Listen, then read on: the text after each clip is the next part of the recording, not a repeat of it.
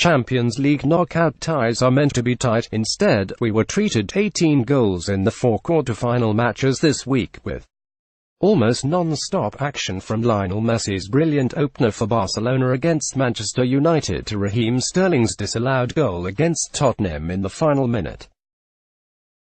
Here are some key talking points from a wonderful week of European action.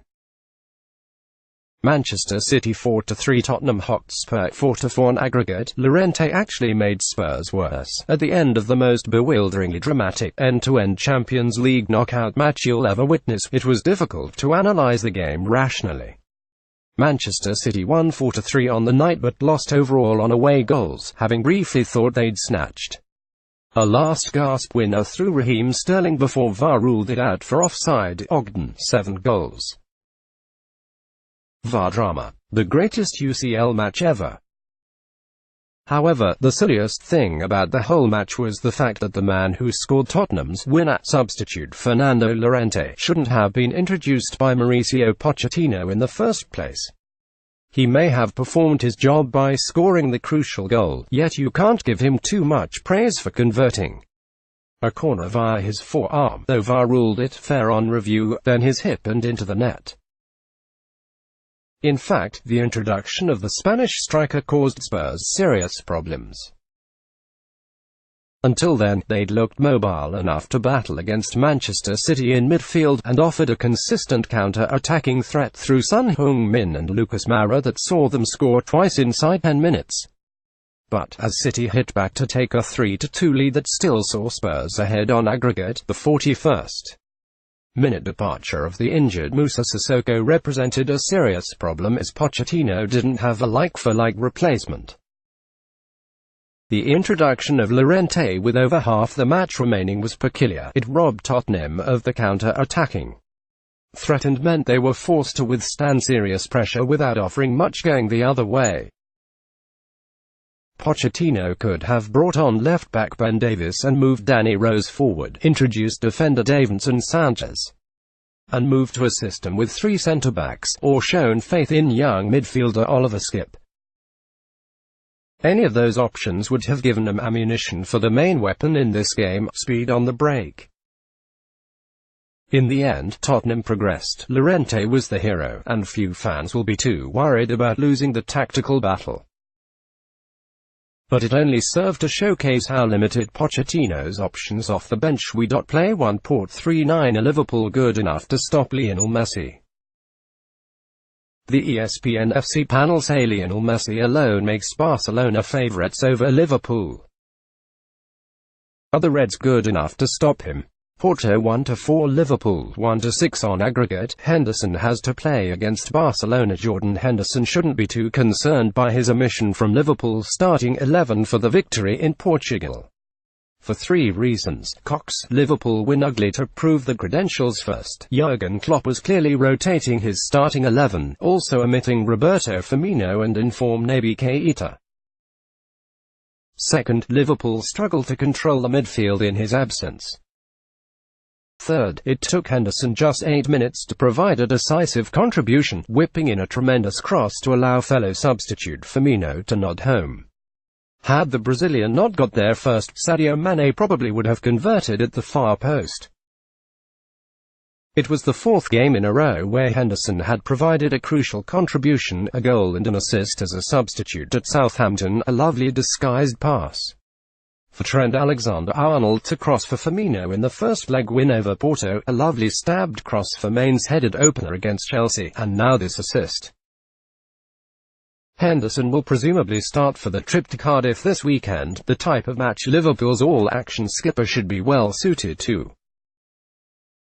More significantly, it's now difficult to imagine him being omitted from the semi-final against Barcelona, where his tenacity and energy should be crucial in ensuring Liverpool enforce their own style on the game, rather than merely responding to Barca's possession play. Play 1.21 Hislop. Man United should cut their losses with De Gea despite having been one of Man United's best players. ESPN FC's Shaka Hislop believes the time has arrived for Man United to sell David De Gea. Barcelona 3-0 Manchester United 4-0 in aggregate. Manchester United have a decision to make on David De Gea after a 1-0 defeat in the first leg. Manchester United were always facing an uphill task in Barcelona this weekend, already 1-0 down courtesy of Messi's stunning 16th-minute opener, David De Gea's horrendous error to let Messi's shot slip there him for the second goal virtually ended the tie. Minutes later, Ogden, Messi genius can win UCL for Barcelona. De Gea has endured his worst season at Manchester United, with the arguable exception of his first campaign in 2011-12 when he struggled to adjust to the physicality of English football. Although still capable of producing man-of-the-match displays, as in United's 1-0 victory at Spurs early this season. Recently too many errors have crept into his game for a goalkeeper with his reputation. De Gea has only a year left on his contract at United, and sources have told ESPN FC that the club will refuse to sell this summer, hoping that he signs a new deal but risking losing him on a free. Yet they must also be giving serious consideration to cashing in, considering his dip in form. The question is where De Gea would go. Real Madrid now have Thibaut Courtois. Even if the Belgian hasn't impressed this season, Barcelona and Atletico Madrid are happy with Marc-Andre ter Stegen and Jan Oblak, respectively, and the fact the latter has just signed a new contract makes him even more difficult to sign. The other issue is who United would find as a replacement, as Chelsea demonstrated last summer when spending a world record £71.6 million on the competent rather than outstanding Kepa Arrizabalaga. Sometimes there simply aren't any adequate goalkeepers worthy of breaking the bank for. United might end up giving Sergio Romero, a dependable deputy and World Cup finalist with Argentina, a season between the posts as they await a serious replacement. The club have a variety of serious decisions to make this summer, particularly in the defensive section of the side, but the biggest involves their most consistent player over the last half-decade. It might be time for him to move on. Juventus 1-2 Ajax 2-3 on aggregate. Ajax's switching of wingers key to the success. There's an understandable determination to relate Ajax's success back to the glory days of the 1970s and the 1990s, and there are clearly some common factors: the insistence upon possession football, the commitment to developing young talent, McCarthy, why we should have seen Juve's collapse coming, Horncastle, Ajax's riches trump Juventus a bit. There are also a couple of things Ajax are doing differently.